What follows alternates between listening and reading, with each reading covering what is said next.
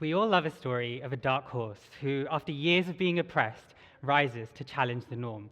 I'm going to tell you about such a person in Western India. His name was Pragji. He was a low-caste by status and a tailor by profession who earned a living from weaving clothes and canopies. But in Western India, he became a guru.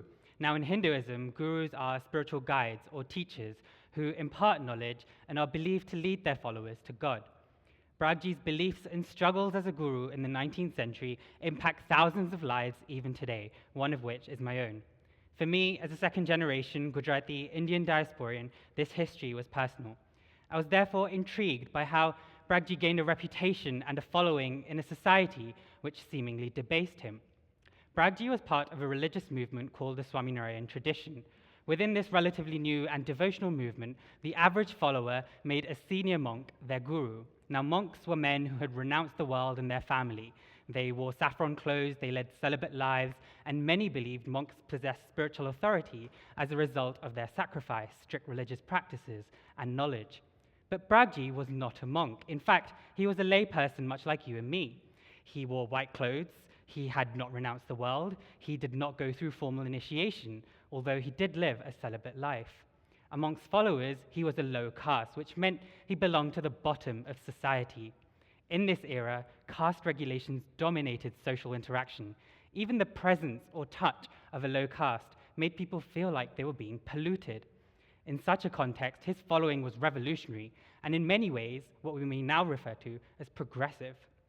His followers came from all sections of society and a variety of professions, from doctors and lawyers to high caste priests. Now, he even had a monastic following. Now, this was most odd because conventionally, the lay make the monastics their gurus, not the other way around. So why and how did he accumulate such a diverse following? Well, in 1801, the Svāminārayaṇa tradition was founded by this person called Sahajananda Swami. He created this newly reformist devotional movement which included people from all castes and economic backgrounds.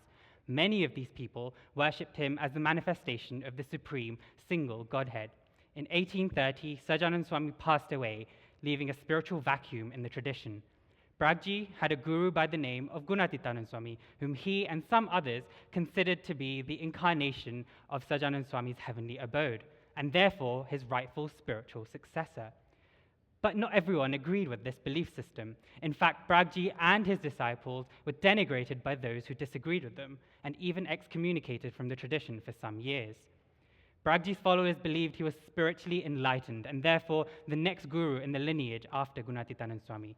This is why his following literally followed him around. They would listen to his sermons, bow down to him, or seek his blessings. His followers adored and worshipped him as if he was an ideal monk.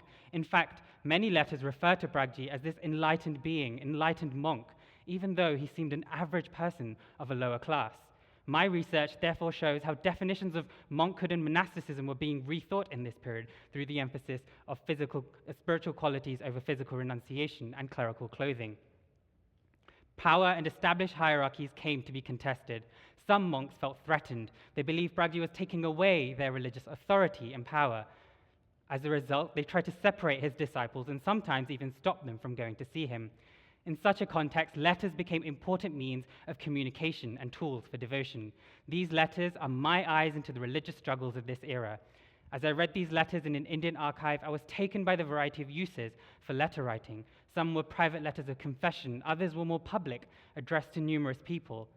Followers of Pragji wrote to each other as well as Pragji. They wrote to request permission to see him or to seek answers to their questions, whether worldly or spiritual. Some relayed incidents of opposition and personal grievances. Others used letters to reply back to those who condemned their devotion to Pragji. An imagined community was being formed through a network of letters and preaching, at the heart of which was Pragji. Increasing hostility meant that Pragji's monastic and lay disciples left the movement in 1905, 8 years after Pragji's death. His foremost disciple, Yajnapurush Das, created a new group called BAPS, which is now a global Hindu organization and arguably one of the fastest growing Hindu traditions in the West.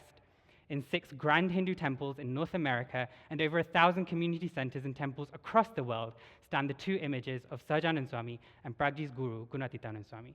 So, Pragji succeeded. My research therefore shows how monkhood, caste, religious authority, and doctrine are all interconnected but in complex ways. The struggles of one tailor changed the course of Hinduism not only in Western India, but in the Western world, affecting thousands of Hindus in the Indian diaspora today, including me as a historian and practitioner. Thank you.